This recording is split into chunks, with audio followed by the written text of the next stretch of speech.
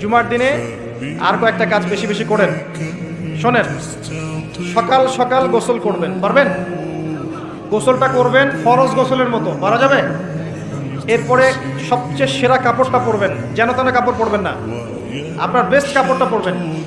মসজিদে আপনি আল্লাহর সাথে সাক্ষাৎ করতে যাবেন, নোংরা কাপড় কেন পরে যাবেন?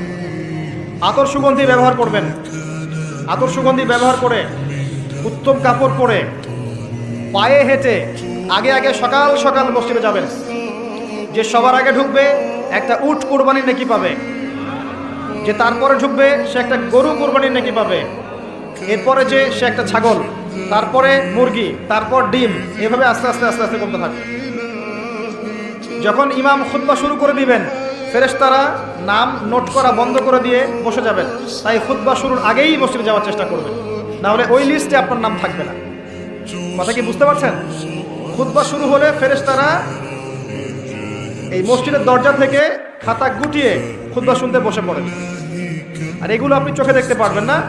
আর সায়েন্স আমাদেরকে যা শিখিয়েছে যে চোখে যেটা দেখা যায় না সেটার কোনো অস্তিত্ব নাই।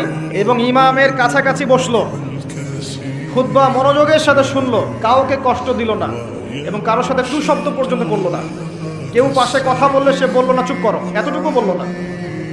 ইমামের সাথে নামাজ শেষ করলো, সালাম ফিরালো। আল্লাহর নবী মুহাম্মদ সাল্লাল্লাহু আলাইহি ওয়াসাল্লাম বলছেন, এই ব্যক্তির আমল নামায় প্রত্যেক পদক্ষেপের বিনিময়ে 1 বছরের নামাজ, 1 বছরের রোজার নেকি দেওয়া হবে।